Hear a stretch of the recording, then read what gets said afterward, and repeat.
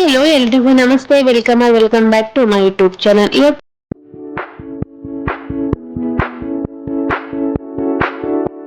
ತುಳಸಿ ಗಿಡಕ್ಕೆ ಇವತ್ತು ಅರಿಶಿನ, ಕರ್ಪೂರ, ಗೋಮೂತ್ರವನ್ನು ಬಳಸಿಕೊಂಡು ತುಳಸಿ ಗಿಡಕ್ಕೆ ನಾವು ಯಾವ ತರ ಪ್ರೋಕ್ಷಣೆ ಮಾಡ್ಬೇಕು, ಅದರಿಂದ ಏನೆಲ್ಲ ಉಪಯೋಗ ಇದೆ ಅನ್ನೋದ್ರ ಬಗ್ಗೆ ನಾವು ವಿಡಿಯೋದಲ್ಲಿ ಸಂಪೂರ್ಣವಾಗಿ ಹೇಳ್ಕೊಡ್ತೀನಿ.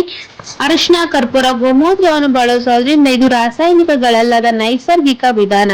ಇದರಿಂದ ಗಿಡಕ್ಕೆ ಕೀಟವಾದ ಇರುವುದಿಲ್ಲ, ಶಿಲೇಂಧ್ರಗಳ ಸೋಂಕು ತಡೆಯಬಹುದು ಮತ್ತು ಗಿಡ ಹೆಚ್ಚು ಆರೋಗ್ಯಕರವಾಗಿರುತ್ತದೆ. ಗಿಡಕ್ಕೆ ಈ ಮಿಶ್ರಣವನ್ನು ಸಿಂಪಡಿಸೋದ್ರಿಂದ ಶುದ್ಧವಾಗಿ ಧನಾತ್ಮಕ ಶಕ್ತಿ ಹೆಚ್ಚಾಗುತ್ತದೆ ಅಂತಾನೆ ಹೇಳ್ಬಹುದು.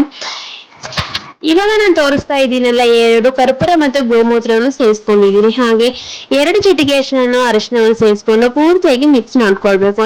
ಒಂದ್ ಸ್ವಲ್ಪ ನೀರ್ನ ಮಿಕ್ಸ್ ಮಾಡ್ಕೊಂಡು ತುಳಸಿ ಗಿಡಕ್ಕೆ ಬೆಳಗ್ಗೆ ನಾವು ಪೂಜೆ ಮಾಡೋಕ್ಕೂ ಮುಂಚೆ ತುಳಸಿ ಗಿಡಕ್ಕೆ ಈ ಮಿಶ್ರಣವನ್ನು ಸಿಂಪಡಿಸೋದ್ರಿಂದ ಗಿಡ ಆರೋಗ್ಯಕರವಾಗಿರುತ್ತೆ. ಹಾಗೆ ಕೆಟ್ಟ ಶಕ್ತಿಗಳೆಲ್ಲವೂ ದೂರವಾಗುತ್ತೆ, ಧನಾತ್ಮಕ ಶಕ್ತಿ ಹೆಚ್ಚಾಗುತ್ತೆ ಅಂತಾನೆ ಹೇಳ್ಬೋದು.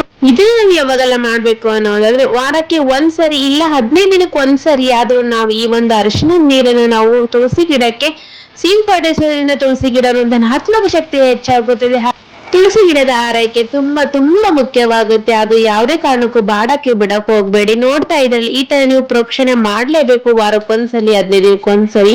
ತುಳಸಿ ಗಿಡ ಆರೋಗ್ಯಕರವಾಗಿರುತ್ತೆ. ಯಾವುದೇ ತರ ಹುಳು ಹತ್ತೋದಾಗ್ಲಿ ಏನೂ ಆಗೋದು. ಈ ವಿಡಿಯೋ ನಿಮ್ಗೆ ಹೇಗೆ ಅನ್ಸುತ್ತೆ ಅಂತ ಹೇಳ್ಬಿಟ್ಟು ಕಮೆಂಟ್ ಬಾಕ್ಸ್ ಗೆ ಕಮೆಂಟ್ ಮಾಡಿ. ಹಾಗೆ ಇದೇ ತರ ಇನ್ನಷ್ಟು ವಿಡಿಯೋಸ್ಗಾಗಿ ನನ್ನ ಚಾನಲ್ ಸಬ್ಸ್ಕ್ರೈಬ್ ಮಾಡ್ಕೊಳ್ಳೋದನ್ನ ಮರಿಬೇಡಿ.